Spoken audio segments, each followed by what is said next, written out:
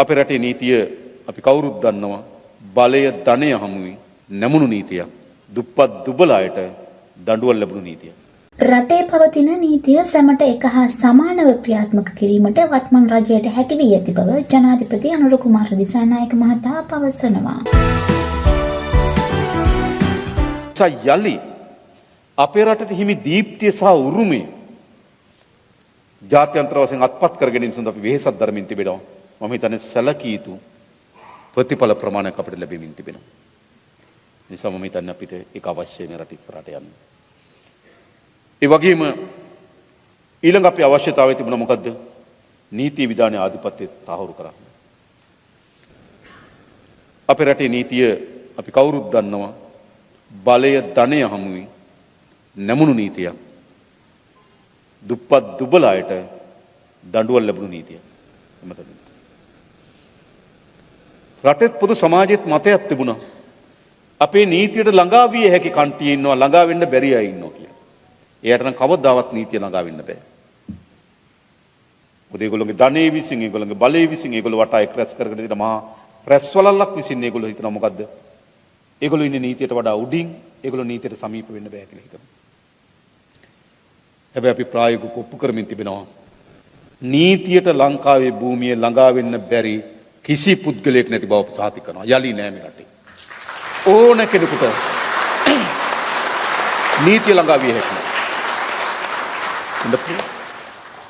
හැබැයි අපි දන්නා එවැනි තීරණාත්මක හැරවුම් ලංකා දේශපාලනය.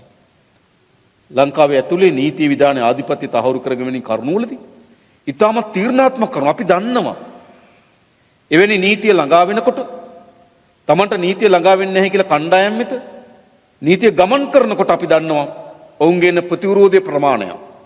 අපි හොඳට දන්නවා. ඒක ඉවසන්නේ නැහැ. ඒක ටිකක් ඒකට ප්‍රතිචාර දක්වනවා. ඒ ප්‍රතිචාර දක්වම තමයි අපි මේ දවස්වල දකින්නේ නේද? හොඳ එක කෙනෙක් කියනවා මේ අපරාධය අපි දෙකොල්ල බැනගත්තේ. අපි ඔයාට හොරා කිව්වා. ඔයා අපිට හොරා කිව්වා. මම දැක්කද? ඒ කියන්නේ මේ අවුරුදු 76ක් බැනගත්තු අය. හරිද? දැන් කියන මොකද අපරාධය අපි දෙකොල්ල මේ බැනගත්තේ. අපි දෙකොල්ල බැනගත්තු නිසා මේ අපි දෙකොල්ලන්ට වෙච්ච විනාශය බලන්න. එතෙන්ට ආවේ. ඒකෙන් දැන් ඒගොල්ලෝ පශ්චාත්තාප වෙනවා. ඒගොල්ලෝ බැනගත්තේ අපරාධ කියලා. හිතන්න. ඒ කියන්නේ මේ නීතිය ළඟා වෙනකොට ඒගොල්ලෝ ඒක රුස්සන්නේ නැහැ. ඒගොල්ලන්ට ඒක ඔරොත්තු දෙන්නේ නැහැ. ඒ නිසා ඒගොල්ලෝ මොකද කරන්නේ? එකතු වෙ හැකි විවිධ වර්ගයේ කණ්ඩායම් එකට එකතු වෙනවා. බොහෝ අය මේ නීතිය ළඟා වීම විසින් ඒගොල්ලෝ කවර ආකාර ප්‍රතිචාරයක් දක්වයිද කියලා බියකින් ඉන්නවා. මත තියාගන්න. හැබැයි අපි මේ තබපු පියවර ආපහු හැරෙන්නේ ඉදිරියට යන මිසක්.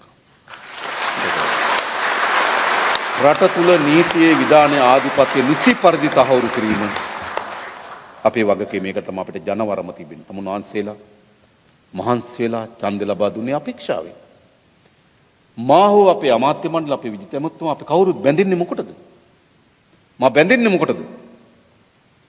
මම බැඳින්නේ ජනවරමට. අපිට ඡන්ද ලබා දෙනකොට ජනතාවගේ තිබුණ අපේක්ෂාවන් තිබුණා, බලාපොරොත්තු තිබුණා.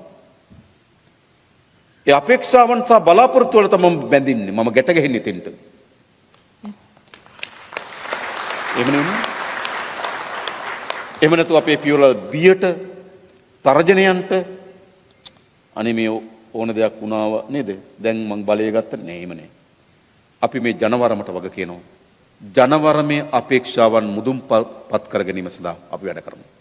කිසිවකට යටත් වෙන්නේ නැහැ.